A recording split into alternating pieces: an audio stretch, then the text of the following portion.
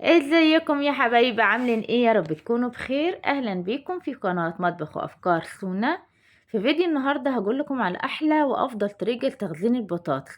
بالامانة الطريقة دي من احلى الطرق اللي ممكن تعملوها وتخزنوا بيها البطاطس، وكمان تطلع معاكم الفارم فريتس اللي بتشتروها من بره بالشيء الفلاني وبتاكلوها في اكبر المحلات. وكمان اولادنا بيحبوها وبيبقوا مش عايزين يستغنوا عنها، وهتطلع معاكم بنفس المنظر اللي انتوا شايفينه، مقرمشة من برّه وطرية من جوّه زي اللي بتشتروها وبتاكلوها من برّه بالضبط.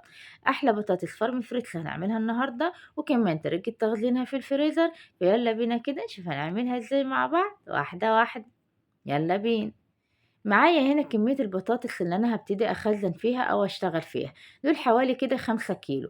طيب نختار البطاطساية اللي هي تكون مسحوبة كده، ما تكونش يعني كده مكلكعة ببعضيها، حتّة داخلة وحتّة طالعة لأ، تكون كده مفرودة مسحوبة عشان تسهّل علينا عملية التقطيع، وكمان تطلع معانا كلّها في نفس المستوى. طيب إزاي أعرف البطاطس حلوة والّا وحشة في التخزين أو في التحمير؟ هتجيبي الكمية بتاعتِك كده وهتبدئي تقشّري البطاطساية. لو البطاطساية من جوّه لونها فاتح زي ما أنتم شايفين كده أبيض، دي تضمنيها إن هي كويسة، لإن ساعات بيكون لونها كده أصفر شوية. كمان ممكن تاخدي حبّتين أو 3 وتجرّبيهم الأول وتحمّريهم، لقيتيها حلوة معاكِ في التحمير كده تمام، هتخزّني باقي الكمية. لقيتيها مش حلوة معاكِ يبقى هتسيبي الكمية دي بقى للبطاطس اللي هي مسلوقة أو صينية، وهتبتدي تشتري كمية غيرها بحيث تعمليها للتخزين أو تعمليها للبطاطس الفارم فريش. تمام. طيب أنا هنا قشرت البطاطس وهابتدي بقى أقطعها. هنقطعها بالطريقة العادية المعتادة اللي انتوا تحبوها، طبعا كل واحد بيتقطع بطريقته. أنا بحب جدا الطريقة دي في التقطيع، فتقطعيها بحيث تخلي كده التقطيع بتاعك متساوي، وتكون حباية البطاطس مش رفيعة ولا سميكة زيادة، يعني تكون كده زي ما انتم شايفين في الوسط. تمام. أو ممكن تقطعيها كده على البلانشة أو لوحة تقطيع بالشكل ده، تقطعيها كلها شرايح، وبعد كده هتاخديهم كلهم مرة واحدة وتبدأ تقطعيهم برضه صواب، يعني كده بالطريقة اللي تعجبك قطعيها. بس حاولي زي ما قلت لكم ما تخليهاش رفيعة زيادة عشان ما تتكسرش معانا في باقي الخطوات، وفي نفس الوقت برضه ما تخليهاش تخينة زيادة بحيث تطلع معاكي كده زي اللي بتشتريها من بره بالظبط. هاقطّع كل الكمية وهاقشّر كل الكمية، وطبعًا وإحنا شغّالين هنبقى حاطين البطاطس في مَيّة بحيث ما تغمّقش معايا. وبعد كده أمّا خلّصت الكمية وقطّعتها وغسلتها كويس، هابتدي أصفّيهم بمصفى، وبعد كده هنكمّل باقي الخطوات مع بعض. هنروح عند البوتاجاز هنحط حلة فيها مَيّة، هانزل عليها بمعلقة كبيرة من الملح وكمان معلقة كبيرة من الخل، ودي مرحلة مهمة جدًا لإنها بتساعد البطاطس إن هي تطلع معاكِ مقرمشة، وكمان بتبقى ما بتشربش زيت، دي خطوة من الخطوات. وبعد كده هتحضّري جنبِك برضه حلة فيها مَيّة ساقعة أو مَيّة فيها مكعبات تلج. المهم إنِّك هتطلّعي من المَيّة اللي بتغلي على المَيّة الساقعة أو تحت الحنفية أو قطع التلج زي اللي يريّح. بعد المَيّة بتاعتي ما غلت اللي في الحلة الأولانية، هانزل فيها كده بكمية البطاطس. أول ما نزلت بالبطاطس هاطفّي النار، يعني أنا مش هاسيب النار شغّالة، لأ هاغلي المَيّة الأول، بعد كده هانزل بكمية البطاطس بتاعتي، هاطفّي النار. هاسيب البطاطس كده في المَيّة المغلية حوالي بالضبط 5 دقايق مش أكتر من كده. أنا مش عايزاها تستوي سِوَى كامل، أنا عايزاها يعني كده تاخد تسوية خفيفة جدًا، نُص تسوية. بحيث إن أنا أغطّسها في المَيّة المغلية، بعد كده أقلّبها كده عشان كلّه يتغلغل مع المَيّة، وكل البطاطس كلّها تبقى نفس إيه التسوية بتاعتها. بعد كده هابتدي أشيل البطاطس من المَيّة المغلية دي 5 دقايق مش أكتر من كده. بعد كده هاشيلها من المَيّة، هانزّلها على المَيّة الساقعة في اللي هي فيها قطع تلج، أو هاخدهم كده أصفّيهم تحت الحنفية وأسايب عليهم الحنفية بحيث أوقّف عملية التسوية والبطاطس تبرد معايا. الخطوة دي مهمة جدًا، وبالأمانة طريقة حلوة جدًا، جرّبوها ولو جرّبتوها مرّة مش هتبطّلوا تعملوها. بعد كده هاخد البطاطس من المَيّة اللي هي الساقعة وهابتدي أطلّعها على مصفى وهاصفّيها.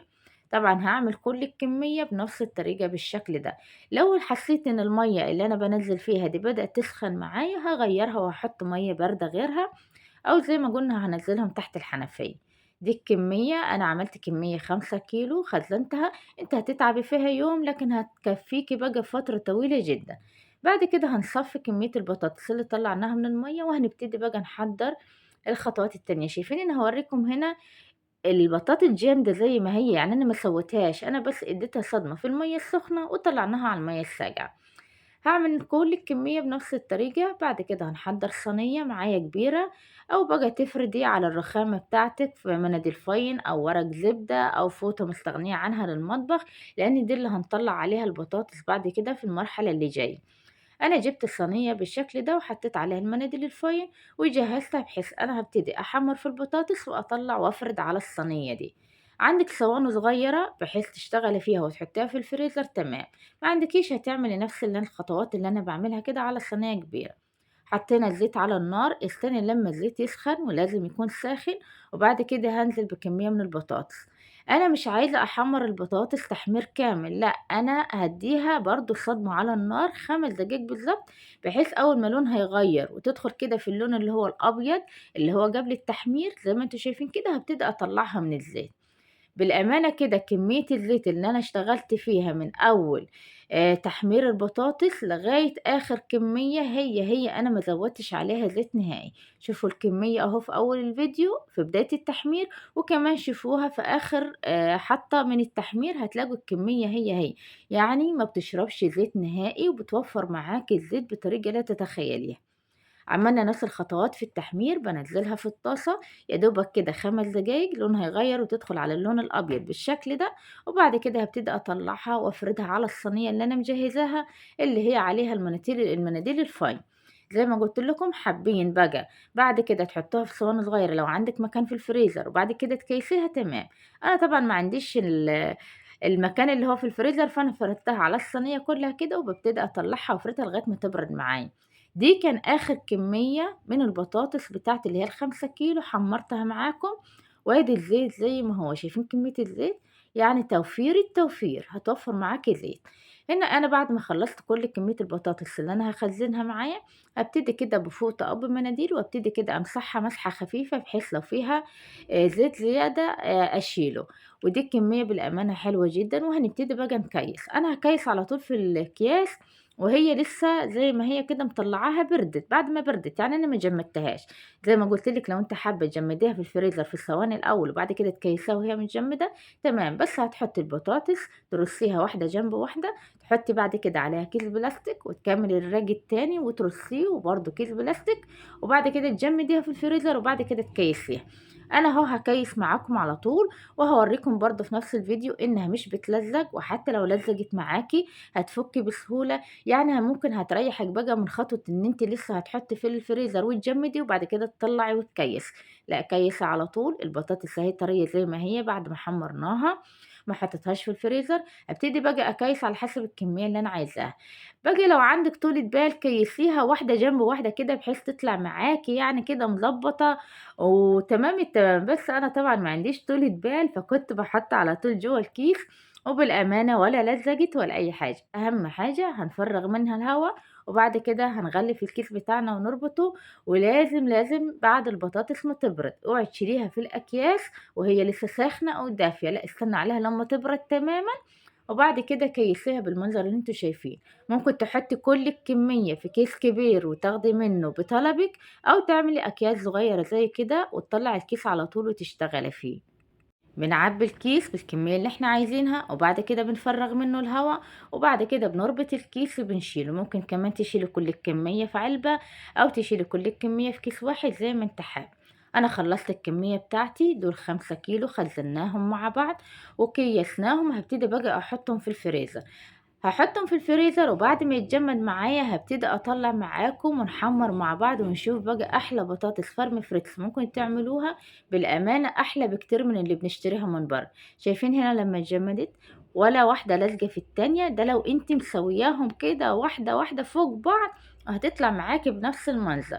وبرضه لو حاطاهم كاملين كده زي ما هُم ولزقوا معاكِ هتفرديهم هيطلع معاكِ بكل سهولة، مش هتبقى ماسكة. أول ما هتفكيها من بعدها كده وتخلعيها هتتخلع معاكِ. طيب أنا طلّعت كيس، هابتدي أحط الطاسة على النار فيها زيت، لازم أتأكد إن الزيت بتاعي سخن. بعد كده هانزل بكمية البطاطس وهي متجمدة، يعني أول ما طلّعته من الفريزر على طول، وما أكترش الكمية في الطاسة عشان ما يعجنش معايا، لأ، هاحط كمية قليلة زي ما أنتم شايفين يا دوبك على كَد الزيت. الكمية بقى على كَد الزيت بتاعِك حطيها. باجي كمية البطاطس اللي في الكيس دي مش هاخلّيها على الرخامة، لأ هارجّعها تاني في الفريزر، ولو أنا حابة أكمّل أحمّرها هاطلّعها برضه بعد ما أطلّع أول كمية أنا حطيتها في الزيت، وهاحمّرها على طول وهي متجمدة. ما تحرّكيش البطاطس في الطاسة غير لمّا تحسّي إن هي بدأت تتشمّع معاكِ وتاخد لون كده وبدأت تدخل على التحمير عشان ما تتكسّرش منِّك لو أنتِ عايزاها واحدة، واحدة كده زي ما أنتم بتشوفوها وزي ما بتشتروها من برّه. شايفين بقى التحمير بتاعها عامل إزاي؟ بالأمانة كده خطيرة، لا شاربة زيت ولا اتكسّرت، وكمان لونها تحفة. هي ممكن تكون مظلومة في لون الكاميرا، بس بالأمانة لونها بيبقى خطير، لونها دهبي زي ما أنتم شايفين كده، حاجة بالأمانة أحلى بكتير من اللي بتشتروها من برّه. أنا طلّعت باقي الكمية اللي كانت في الكيس، شايفين أهو الحبّاية اللي بتلاقيها ماسكة في التانية بتخلعيها كده بتتخلع معاكِ بسهولة، يعني ما تخافيش مش هتطلع معاكِ كُتلة نهائي. هتعبّيها وهتطلّعيها هتلاقيها مفرّدة كده واحدة، واحدة. شايفين بقى تحمير البطاطس وشايفين اللون الدهبي التحفة ده، وكمان ده غير الجرمشة وغير كمان إنها مش شاربة زيت نهائي. يعني أحلى بطاطس فارم فريتس ممكن تعملوها بقى لأحلى مشويات وكنتاكي، وطبعًا ما بنستغناش عنها. فيالّا كده شيلي الفيديو ده عندِك من ضمن تجهيزات رمضان لإنه حلو جدًا، هيوفّر عليكِ كتير، كمان في أيام الدراسة لو أنتِ موظفة، في أيام الصيام هتعمليه وتشيليه في الفريزر وتطلّعي منه، مش لسه بقى هنقشّر بطاطس وبعد كده نحمّر وننقع، لأ هتطلّعي الكيس من الفريزر على التحمير على طول، يعني ما فيش أحلى وأريح من كده. بالأمانة البطاطس خطيرة، جرمشتها تحفة، وشايفين كمان عاملة إزاي، بتتكسر بكل سهولة، بيضة من جوّه وطرية ومجرمشة من برّه، وبالأمانة كده طعمها خرافة، وما تخافيش مش هتشرب زيت نهائي، وكمان هتوفّر لِك الزيت. يعني كده توفير التوفير. تعالي أقول لِك بقى على التتبيلة بتاعتها اللي هتخلّيكِ تاكلي بطاطس زي اللي بتشتروها من برّه أو بتاكلوها في أكبر المطاعم. هنبتدي بقى نحضّر التتبيلة بتاعة البطاطس، معلقة صغيرة من كل نوع أو معلقة كبيرة على حسب الكمية اللي أنتِ عايزاها. بصل باودر، توم باودر، بابريكا، ملح، كمون، كزبرة، 7 بهارات، فلفل أسود، شطة. بس أنا طبعًا زي ما أنتم عارفين مش باكتّر فلفل وشطة عشان معايا أطفال، لكن أنتِ عايزة تعملي كل الكمية زي بعض تمام. كمان حابة تحطّي عليها معلقة من نفس الكمية من مرقة الفراخ اللي هي البودرة أو اللحمة أو الخضار برضه، بتبقى حلوة جدًا في الطعم، بس أنا الصراحة ما بافضّلش أحطّها، أنا باكتفي بالبهارات دي. وممكن كمان تشتري البهارات الجاهزة زي ما أنتِ حابة، بس بالأمانة البهارات دي بتبقى خطيرة وزي الجاهزة اللي بتشتروها من برّه بالضبط. هتعملي كمية زي كده وتحطّيهم في برطمان، وكل ما تحمّري بطاطس هتاخدي منها وترشّي على البطاطس وكُلي بقى أحلى بطاطس فارم فريتزا تعمليها. الكمية دي حلوة جدًا، أنا طبعًا مش هاخدها كلّها دلوقتي، أنا هاعبّيها في ملاحة أو في برطمان، وكل ما هاحمّر بطاطس هاخد كده رشّة وهارُش على البطاطس بتاعتي. بالأمانة بتدّي نكهة وبتدّي طعم، والبطاطس لو عملتيها بنفس الطريقة ونفس الخطوات بتفضل مجرمشة معاكِ حتى لو قعدت يوم كامل، مش بتطرى نهائي. بس أهم حاجة بعد ما تحمّريها تطلّعيها على مصفى، ما تطلّعيهاش على مناديل فاين. هتقدميها بقى بالطريقة اللي تعجبِك وفي أي وقت، طريقة سهلة ومضمونة، لو عملتوها بالأمانة مش هتبطلوا تعملوها أبدًا. أحلى بطاطس فرم فريكس هتخزنيها في الفريزر. شوفوا أنتم عشان تشتروا الكيس من برّه هتشتروه بكام، أنتِ هتعمليها في البيت. لو عندِك كمية بطاطس والجو حَر وخايفة عليها تبوظ، قومي خزنيها وكيسيها في الفريزر. ولو حابة كمان تخزنيها البطاطس الحلقات هتعمليها بنفس الطريقة، وبرضه هتطلّعيها وهي متجمدة وهتستعمليها بقى في أي صواني في الفرن زي ما أنتم حابين.